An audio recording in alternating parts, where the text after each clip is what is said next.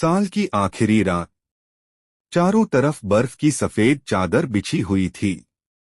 ठंडी हवा सन्नाटे के साथ बह रही थी और आसमान से गिरती बर्फ मानो नए साल का स्वागत कर रही हो।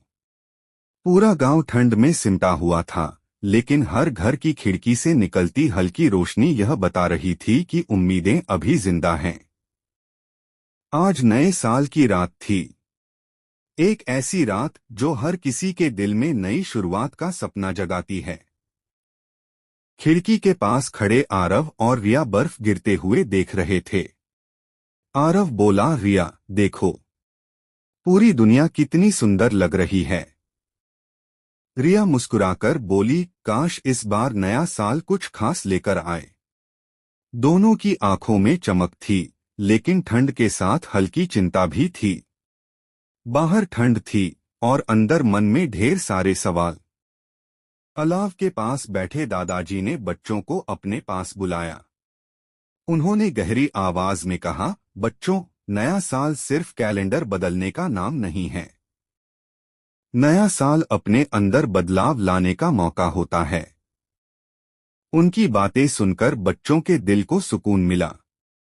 आग की गर्माहट के साथ दादाजी की बातें भी दिलों को गर्म कर रही थीं। आरव ने उत्साह से कहा, इस बार हम नए साल की पार्टी करेंगे। रिया ताली बजाकर बोली, हाँ, चाहे कितनी भी ठंड हो। दादाजी मुस्कुराए और बोले, अगर दिल में खुशी हो तो ठंड भी हार जाती है। तीनों ने तय किया कि इस बार नए साल की रात सिर्फ एक तारीख नहीं, बल्कि एक यादगार जश्न बनेगी। तभी अचानक तेज हवा चलने लगी। बर्फीला तूफान दरवाजों और खिड़कियों से टकराने लगा। एक जोरदार आवाज हुई और घर की सारी लाइटें बंद हो गईं। अंधेरे में सन्नाटा छा गया। ठंड और डर दोनों साथ साथ कमरे में आ गए। रिया डर के मारे कांपने लगी। उसने आरव का हाथ पकड़ लिया। आरव ने हिम्मत से कहा, डरो मत रिया, मैं हूं ना। दादाजी की शांत आवाज आई, डर को पास मत आने दो बच्चे। अंधेरे में भी उनके शब्द रोशनी बन गए। अचानक कमरे में हल्की नीली रोशनी फैलने लगी। वह रोशनी ठंडी नहीं थी, बल्कि अजीब सी गर्माहट लिए हुए थी। आरव हैरानी से बोला, ये क्या है? बर्फ के कण हवा में चमकने लगे, मानो कोई जादू होने वाला हो। नीली रोशनी के बीच एक सुंदर आकृति दिखाई दी। वह थी स्नो फेरी। उसकी आवाज गूंज उठी, डरो मत बच्चों, मैं ठंड की रक्षक हूं। उसकी आंखों में चमक थी और चेहरे पर सुकून भरी मुस्कान। स्नो फेरी ने कहा, जब इंसान एक दूसरे के साथ खुशियां बांटते हैं, तब ठंड भी अपनी ताकत खो देती है। उसकी बातें सुनकर बच्चों के चेहरे खिल उठे। दादाजी ने सिर झुकाकर कहा, आपने सच कहा। उस पल ठंड कम लगने लगी। अचानक बिजली वापस आ गई। कमरा रोशनी से भर गया। रेडियो से मधुर संगीत बजने लगा। रिया खुशी से उछल पड़ी, पार्टी शुरू हो गई।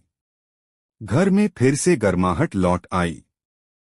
दरवाजा खुला और गांव वाले एक एक करके अंदर आने लगे। कोई मिठाई लाया, कोई गर्म चाय। सबके चेहरे पर मुस्कान थी। यह पार्टी अब सिर्फ एक घर की नहीं, पूरे गांव की बन चुकी थी। घड़ी की सुइयां धीरे धीरे 12 की ओर बढ़ी। सबने गिनती शुरू की। 3, 2, 1। Happy new year. बाहर आतिशबाजी चमक उठी और आसमान रंगों से भर गया। हर किसी की आंखों में नए सपने थे। किसी ने मेहनत का वादा किया, किसी ने प्यार का। दादाजी ने कहा, नया साल तभी अच्छा होगा जब हम अच्छे बनेंगे। सबने सिर हिलाकर हामी भरी। स्नो फेरी ने मुस्कुराकर कहा, जब भी ठंड लगे याद रखना, दिल की गर्माहट सबसे बड़ी ताकत है। इतना कहकर वह बर्फ के उजाले में धीरे धीरे गायब हो गई। बाहर ठंड अब भी थी, लेकिन अंदर दिलों में अपार गर्माहट थी। आरव और रिया खिड़की से बाहर देखते हुए मुस्कुरा रहे थे। नया साल आ चुका था और यह रात सबके लिए एक यादगार कहानी बन चुकी थी।